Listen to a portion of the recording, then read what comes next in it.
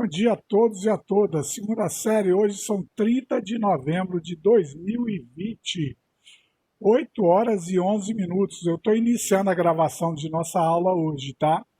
O objetivo da nossa aula é corrigir os exercícios do caderno de atividades, capítulo 23, a partir da página 10, tá? Então vamos em mãos pegando o caderno de atividade, né, para a gente corrigir os exercícios e terminar o ano bem. Já está na parte final, já concluímos conteúdos, né?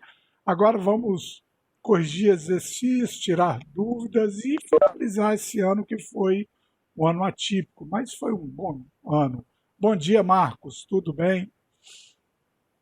Então vamos lá, gente, vamos dar início à nossa aula de hoje, já indo para o caderno de atividades, para o primeiro exercício. Bom dia, Fernanda, também, que fala justamente das redes de transporte da Rússia. Olha só esse país, o maior país em extensão territorial do mundo. Repare que a rede rodoviária e ferroviária, a título de curiosidade, a Rússia tem a maior ferrovia do mundo. A ferrovia que liga Moscou até Vladivostok, gente, ó, ele chega aqui, ó, vai do extremo oeste ao extremo leste. Para percorrer essa ferrovia, ela dura aproximadamente 30 dias para fazer essa viagem. Essa é uma dos meus sonhos como geógrafo, realizar essa viagem de Moscou a Vladivostok dentro de um trem. Não sei se um dia eu vou conseguir, mas é um dos meus sonhos que eu tenho como geógrafo. Vamos ver.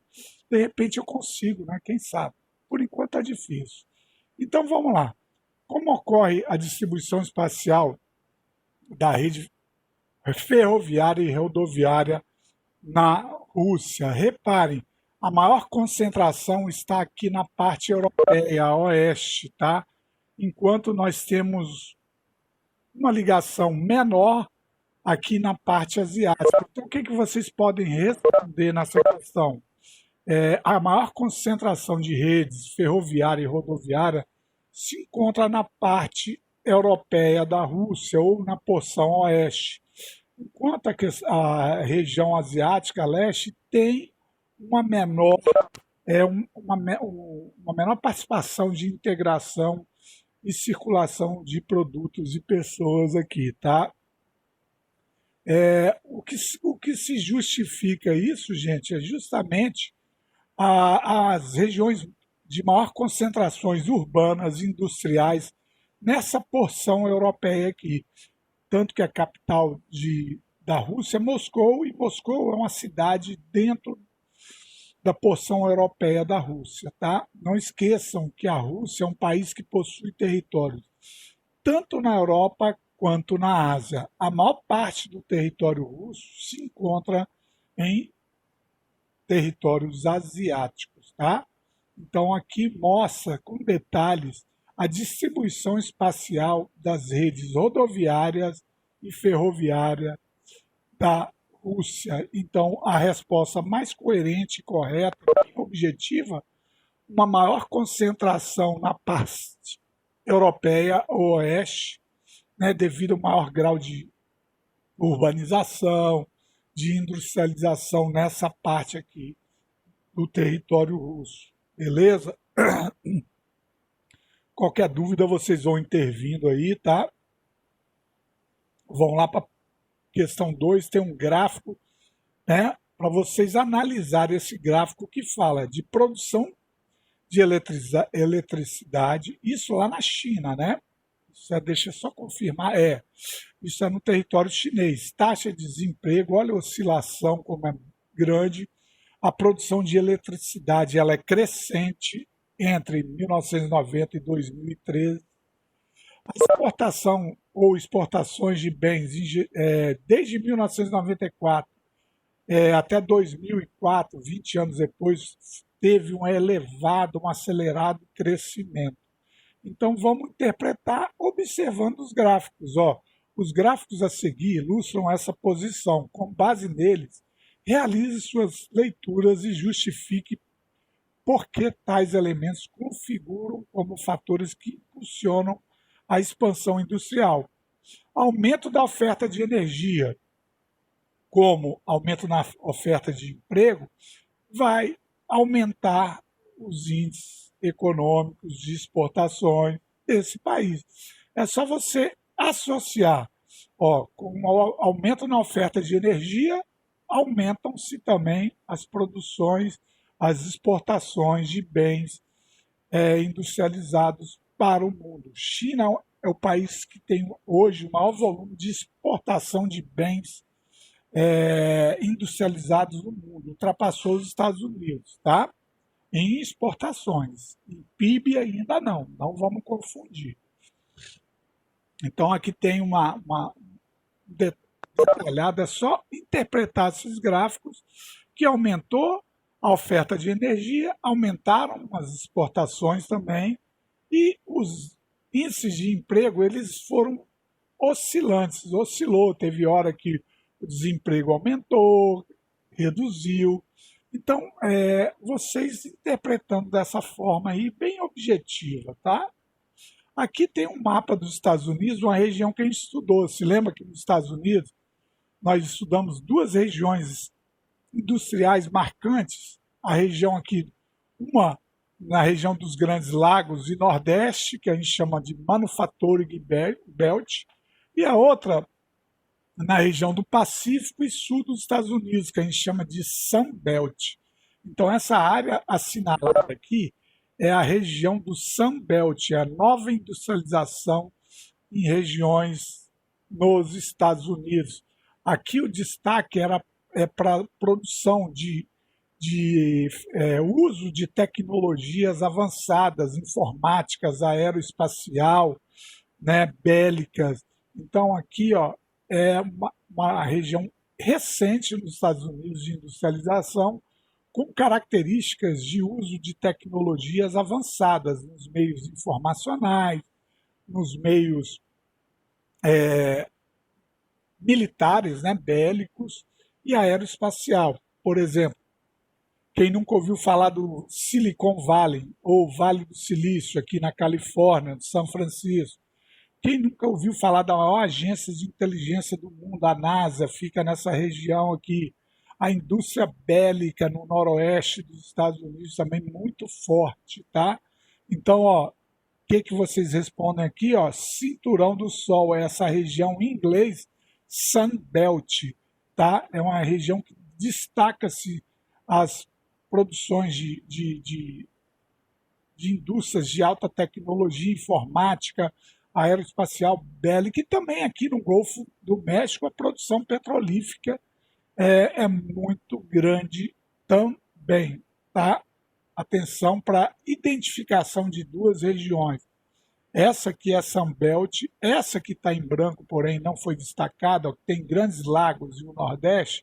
Aqui tem a Nova York, Chicago, Detroit, aqui as indústrias automotivas, aquelas indústrias mais tradicionais que necessitam de muita mão de obra, mercado consumidor próximo. Então, são duas formas de industrializações que são importantíssimas dentro do território estadunidense, tá bom? Vamos lá para a questão 4, que vem um quadro, né, para vocês completarem. O quadro a seguir apresenta dados sobre os principais tecnopolos. Quando a gente fala tecnopolos, são áreas industrializadas que utilizam mão de obra especializada, que utilizam centros tecnológicos, centros universitários para produção de bens de alta tecnologia. Esse Tsukuba é uma região de tecnopolos no Japão. Coloquem aqui o país onde está esse tecnopolo aqui. A característica é o destaque para indústrias de microeletrônica e robótica. O Japão tem a vanguarda mundial, disputa pau a pau com a China hoje o domínio da tecnologia de robótica e microeletrônica. É uma região aqui do Japão, onde tem concentração de tecnopolos. Tecnopolos são áreas industrializadas que produzem bens de alta tecnologia, tecnologias de ponta. Por isso esse nome técnicos vem de tecnopolos, tá? Então, Japão, e aqui ó, funciona, há uma concentração de indústrias de robótica e microeletrônica. Ó, concentração da maior produção mundial de informática da atualidade fica no Vale do Silício, lá no Cinturão do Sol, o Sunbelt, que nós falamos há pouco, e fica nos Estados Unidos. Ali nós temos empresas como Microsoft, Apple, né? Nós temos Windows, Facebook, né? Tem várias marcas nesses ramos que nós utilizamos no dia a dia aqui, né?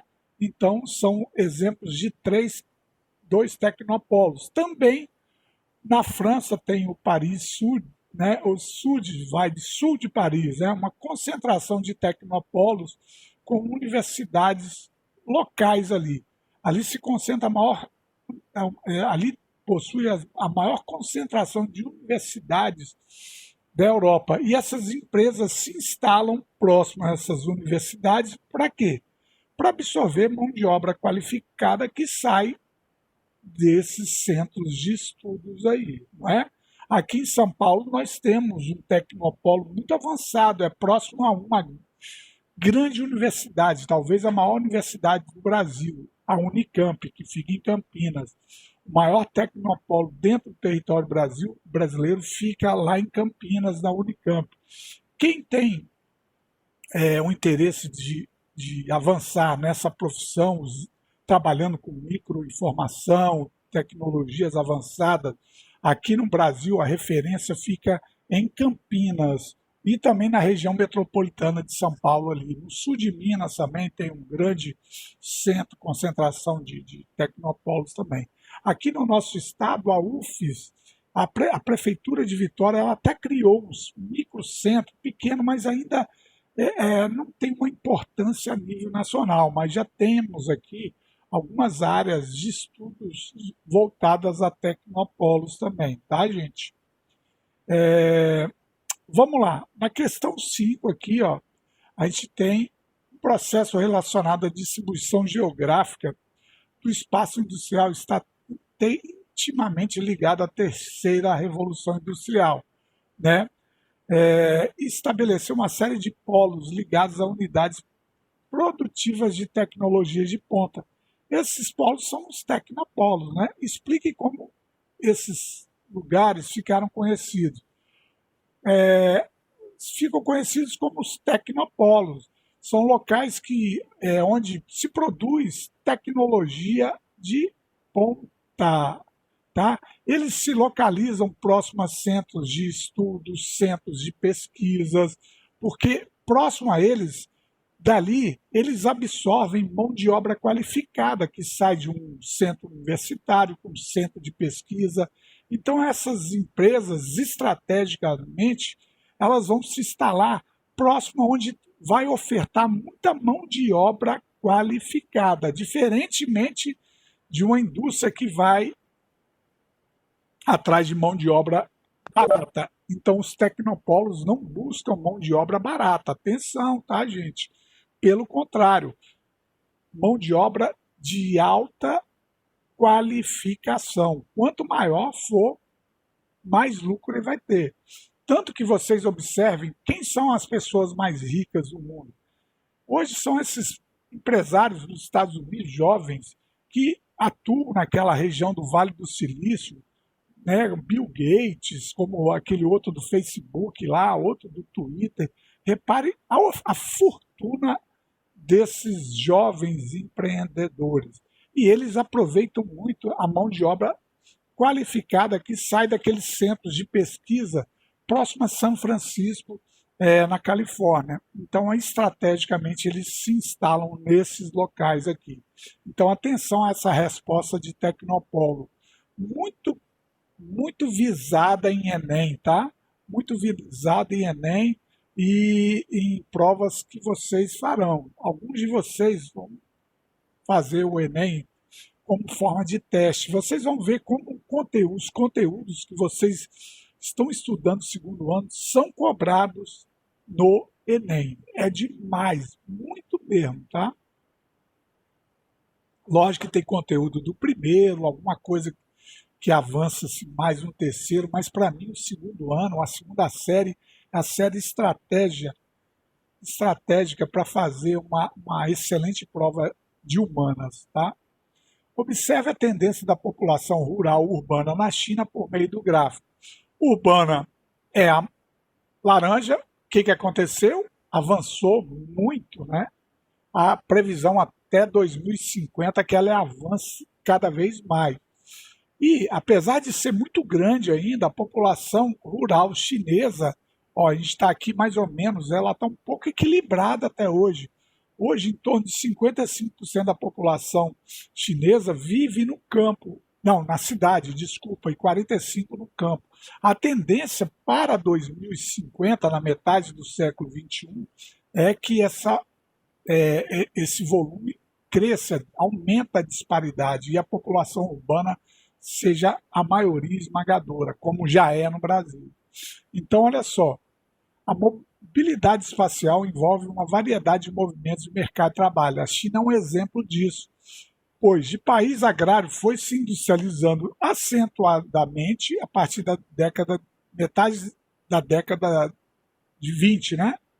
Século 20. Né?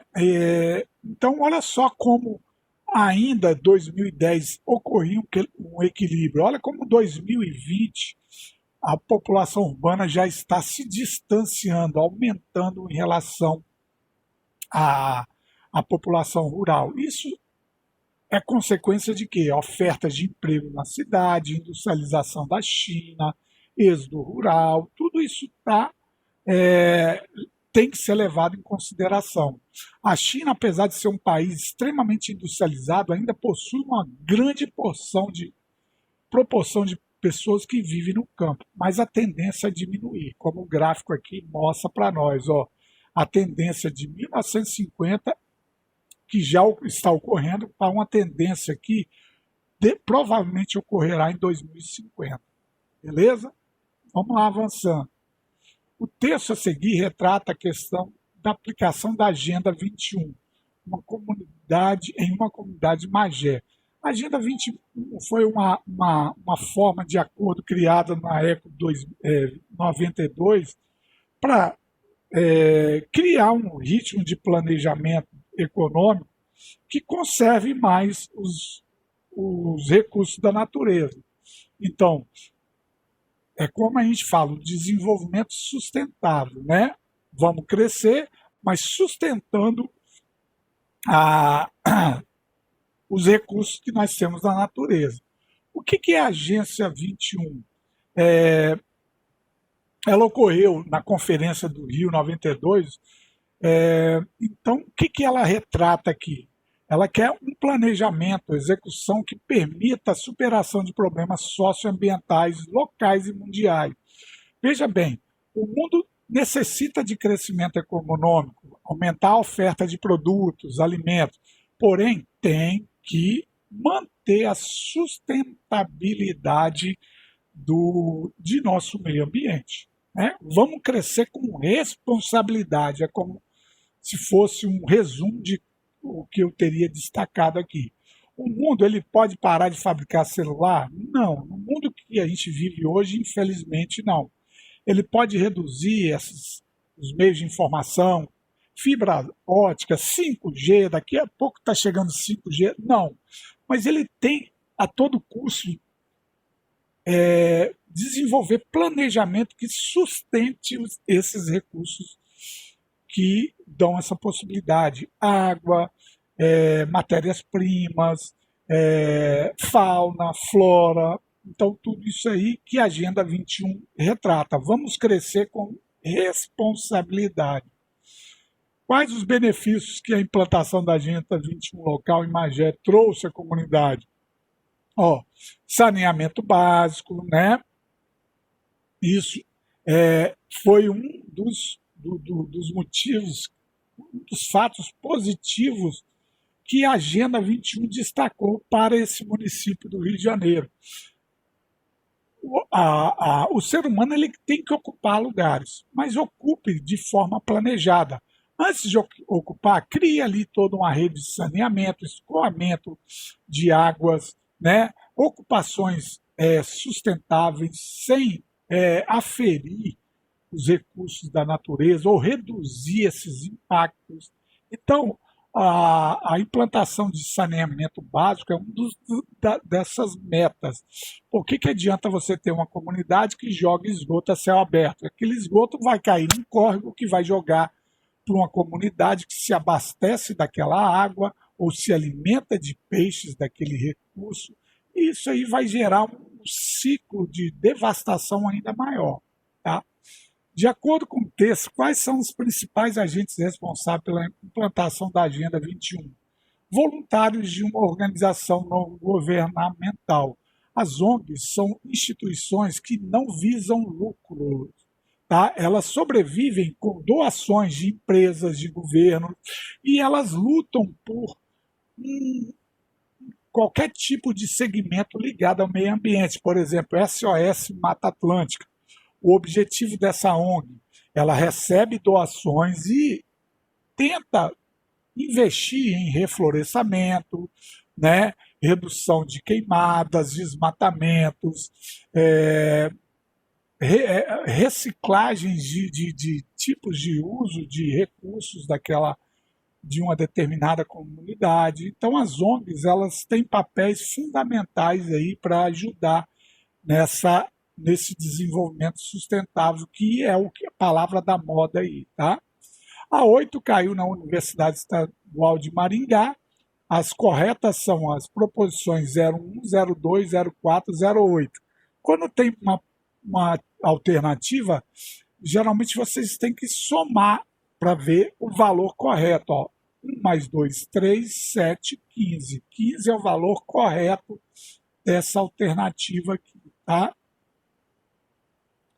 9. A Europa apresenta elevada produtividade industrial. Olha só como dentro do território europeu há uma quase que equilibrada distribuição de indústrias pelo continente europeu, né? Apesar de ser desigual, não é igual, ela é mais concentrada aqui. Repare, ó, Reino Unido, França, Alemanha, Países Baixos, norte da Itália. Aqui é a maior concentração industrial da Europa, aqueles países mais industrializados, né? Vamos lá. Vamos ver o que ele pergunta aqui. Onde ocorrem as principais concentrações industriais no continente? Bota aí Alemanha, França, Itália e Inglaterra. Bota Reino Unido, né? Vamos botar Inglaterra. Se vocês colocarem os 4 principais países industrializados da Europa, está correto. Primeiro, Alemanha. Segundo, França. Terceiro, Reino Unido. E quarto, Itália. Tá? Esses são os 4 países mais industrializados na Europa. Se vocês quiserem ainda destacar mais as regiões, ó, a Alemanha toda é um país super industrializado, o norte da França, o noroeste da Itália e o sul do Reino Unido, onde está a Inglaterra ali. Quais são as principais atividades industriais desenvolvidas nesses locais? Metalurgia, siderurgias, produtos eletrônicos, construção navais, indústrias automotivas, ali tem a Fiat, Volkswagen, tem a BMW, para vocês terem noções das principais matrizes, né, de grandes empresas automotivas que circulam até aqui no nosso território, né? Dúvida até aí? Vamos lá? Beleza. Vão lá para o Rio Grande do Norte, Universidade Federal do Rio Grande do Norte. Olha os tigres asiáticos, aqueles 4 territórios que se industrializaram tardiamente, ferozmente, por isso que eles levaram o apelido de tigres. Tigre, um felino rápido e ágil. Vamos associar a industrialização rápida e ágil de 4 países do Sudeste e Leste Asiático na década de 70, são eles, Coreia do Sul, Singapura e 2 territórios ainda ligados à China, Hong Kong e Taiwan. Vamos lá. Mencione e explique duas características desse processo de industrialização. Uma delas, eles são plataformas de exportação. O que são plataformas de exportação? Eles montam um produto industrializado e exportam. Por exemplo, Coreia do Sul. Se vocês observarem lá no Porto de Vitória, de vez em quando tem aqueles navios caixote que chegam lá. Esses navios, eles chegam com milhares de carros que vêm da Coreia do Sul, da marca Kia, da marca Hyundai. Então, olha como eles produzem um produto industrializado, um automóvel, e ele exporta para o Brasil, América Latina, para as outras regiões do mundo. Por isso que eles são chamados de plataformas de exportações. Já caiu uma pegadinha que muita gente caiu. Olha só, falaram que esses tigres, eles são exportadores de matéria-prima. Errado. Não são exportadores de matérias-primas, são exportadores de produtos semi ou mesmo industrializados. Por exemplo, tecnologia da Samsung, Coreia do Sul, Hyundai, Coreia do Sul, Kia, Hyundai, indústria naval que tem aqui no Espírito Santo. O Espírito Santo recebeu a primeira indústria naval do seu território, a Jurong. Jurong, a matriz fica lá em Singapura, esse país do Tigre Asiático. Olha como a indústria naval é forte naquele país. Ele montou uma filial aqui no Brasil e no nosso estado, fica ali em Aracruz, tá? Ali eles constroem, reparam navios, plataformas para petróleo, tá? Nós já fabricamos aqui no nosso território também. A questão objetiva aqui, a 11, a 11ª, olha só. Sobre a China, é correto afirmar. As ZEEs, nós falamos, zonas econômicas especiais localizadas no Pacífico. O governo federal chinês abriu aquele território, aquela área para o mercado capitalista. Atraiu empresas de fora, capital estrangeiro. E ele era um país totalmente socialista. Hoje você não pode falar que a China é um país totalmente socialista. Ele é um país e dois sistemas. Por quê? Ele tem uma política ainda fechada, voltada para aquele autoritarismo implantado pelo socialismo real no século XX, porém ele abriu sua economia para o capitalismo. Tá? A China reivindica uma cadeira no Conselho de Segurança da ONU? Não, ela já tem essa cadeira. Depois do 3º ano a gente vai estudar isso. A China, Estados Unidos, Rússia, Reino Unido e França são os 5 países que possuem cadeira permanente no Conselho de Segurança da ONU. A região da Manchúria não se destaca pela produção industrial. Erradito. Olha o que está errado. Uma palavra destroça o acerto da proposição. Ela está no litoral e é uma das regiões mais industrializadas da China. Olha uma pegadinha para vocês. Não é uma questão fácil, entendeu? Tem que ter conhecimento sobre economia chinesa. Né? Deixa eu ver. Na busca de condição de líder mundial, a China, além de se destacar na produção industrial, também procura evoluir em questões de interesse global, como ambiental. Tá doido? China não está nem aí para o meio ambiente. China e Estados Unidos são os 2 países que mais poluem no mundo. Eles não estão nem aí. Eles saíram do Acordo de Paris, que visa o quê? O crescimento econômico com um desenvolvimento sustentável. Se você for em um determinado período do ano em grandes cidades chinesas, tem que se usar máscara, porque o índice de poluição lá é estrondoso. Tá? Vão lá para essa região que se chama Sunbelt. Aqui nós vimos hoje, noroeste e sul dos Estados Unidos. A correta é a letra E. Por que a 1 está errada? Nela predomina a indústria tradicional. Errado, my brother. Qual o tipo de indústria ali? A indústria de alta tecnologia. Olha como a gente mata uma questão. Se você sabe que essa está errada, você pode eliminar todas essas 3 proposições aqui. Vão lá para 2. Estou em dúvida na 2. É uma região estratégica de comércio, pois está situado junto aos grandes lagos. Errado! Ó a localização. Os grandes lagos estão aqui. Então, matamos a charada, questão letra E. Então, toda vez, eu sempre falo para vocês, vocês vão lembrar o que eu falo. As questões objetivas, vocês têm que corrigir as erradas e estudar o que está errado aqui. Corrigir. Quando você for fazer uma atividade que tem uma questão objetiva, você vai reduzir muito o grau de dificuldade. Não vai acabar, porque questões discursivas, de vez em quando a gente fica agarrado em duas proposições. Mas, olha, eu estudava assim na minha época que eu fiz vestibular, isso há muitos anos atrás, e deu certo, tá? Dava certo. Eu aprendi isso com um magnífico professor que eu tive, e eu ouvi o que ele me falou e me dei bem, tá?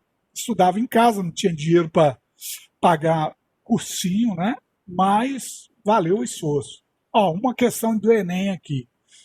Considerando os custos de importância da preservação dos recursos hídricos, eles estão preocupando com a questão ambiental. Uma indústria decidiu purificar parte da água que consome para reutilizá-la no processo industrial.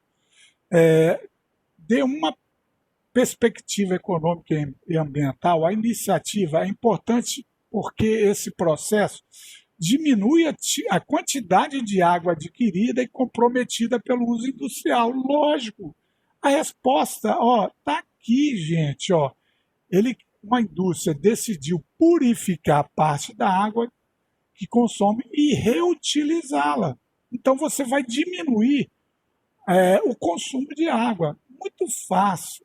Aqui, permite que toda a água seja devolvida. A palavra toda, olha as palavras extremas, sempre em questões objetivas. Muito atento a isso, tá, gente? As palavras extremas, tem algumas vezes que elas estão corretas, mas é muito raro. Isso aí distorce o acerto da proposição aqui. Reduz o prejuízo ambiental aumentando o consumo de água? Pelo contrário, né, gente? Diminuindo o consumo de água. Olha como prova do Enem é muito fácil. É só vocês terem uma visão da pergunta. Muitas vezes a pergunta ela é a própria resposta sua, né? Mais uma questão do Enem que cai sobre o lixo urbano, questão ambiental no Enem é muito grande, tá? O nível de cobrança deles lá. Uma medida que poderia contribuir para acabar definitivamente com o problema da poluição ambiental por metais pesados, relatado no texto. Você tinha que ler o texto, né? Que fala sobre os elementos tóxicos lançados, né? Como chumbo, mercúrio, que são extremamente agressivos ao meio ambiente, a rios, a fauna, a flora, não é? Então é correto exigir que fabricantes invistam em pesquisas para a substituição desses metais tóxicos por outras substâncias menos nocivas. Vocês viram da questão do aquecimento global, que foi descoberto que aqueles produtos produzidos em aerossóis, em perfumes, em desodorantes, continham gases CFC, cloro, flúor, carbono. A partir dessa descoberta, esses produtos estão sendo gradativamente substituídos por outros que afetam menos a camada de ozônio lá em cima na estratosfera. Então, é o homem já estudando questões que possam reduzir esses impactos. Algumas vezes eles conseguem, outras não é de interesse. Os Estados Unidos não têm interesse de reduzir seu consumo, nem muito menos a China, e isso pode gerar problemas seríssimos. Beleza? Aqui tem um alternativo, os tecnopolos, lá do Rio Grande do Sul, essa questão, né? Todas elas estão verdadeiras, então não precisamos corrigir nenhuma falsa aqui, tá? A questão é a letra B de bola. Mais uma do Enem, olha como eles adoram a questão ambiental, não é, gente? Apenas a 1 e a 3. Vamos lá. A situação atual das bacias hidrográficas de São Paulo tem sido alvo de preocupações ambientais. São Paulo, uma região extremamente populosa, industrializada, urbanizada. Imagina então o que ele fala lá de questões ambientais. Demanda hídrica é maior, o consumo de água, lógico, que a oferta. A demanda é maior que a oferta. Né? Um dos casos mais graves da poluição da água e da bacia do Alto Tietê. O Tietê é um dos principais rios que abastece a região metropolitana de São Paulo, onde vivem ali, gente, 22 milhões de pessoas, tá? Os rios Tietê e Pinheiros são muito poluídos. Então, olha só, os principais rios que abastecem uma gigantesca aglomeração urbana estão degradados, né? Avalie as ações apresentadas abaixo que são adequadas para se reduzir a poluição desses rios. A correta é a 1 e a 3. Vamos ver a 2. Investir em obras que viabilizem a transposição das águas de mananciais adjacentes para rios poluídos. Pô, erradíssimo, né? Vocês sabem o que significa a palavra transposição? Quem fala para mim aí? Alguém quer responder? Beber a água, hein?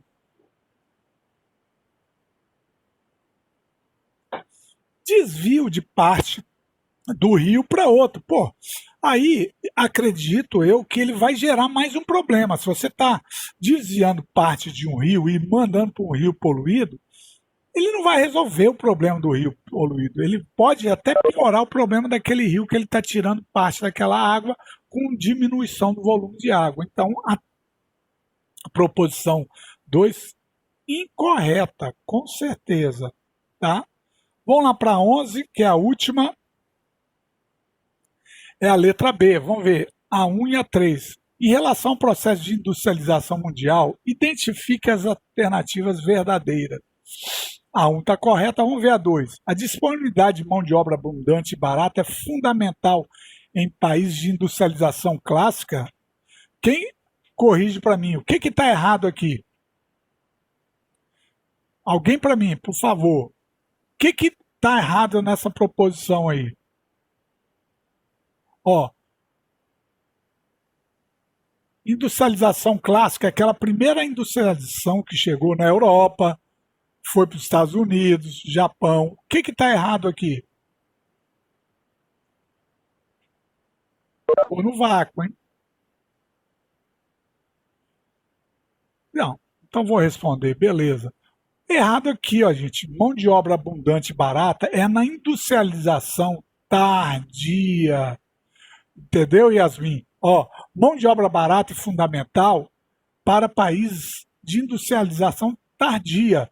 A clássica mão de obra qualificada, que é ali que se cria um produto de alta tecnologia, então você tem que ter mão de obra aqui qualificada. É lógico que eles exploram em alguns lugares mão de obra barata, mas para a industrialização clássica, porque é ela que tem um domínio tecnológico, ela precisa de mão de obra qualificada.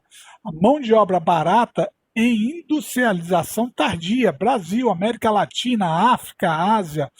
Então, olha o erro dessa proposição aqui. E vamos ver a 4, o que está errado para a gente encerrar por hoje. O setor industrial brasileiro tem sofrido forte queda de produção decorrente de um grande número de multinacionais no Brasil, ausência de uma política de substituição de importações, pelo contrário, né? Que tem resultado em um maior índice de desemprego. Errado, olha a palavra aqui, ausência de política de substituição de importação. Pelo contrário, o Brasil, o governo brasileiro, incentivou a implantação de indústrias vindo de fora, principalmente, para deixar de importar o que ele comprava fora e produzia aqui no nosso território. Então, a 4, essa palavra distorce toda a proposição. Beleza, gente? Na próxima aula, a gente está chegando ao fim, nós vamos corrigir o último capítulo, 24, tá? E o 24 é o último do caderno de atividade, apostila. Vocês vão fazer isso em casa, tá? Vamos terminar em casa.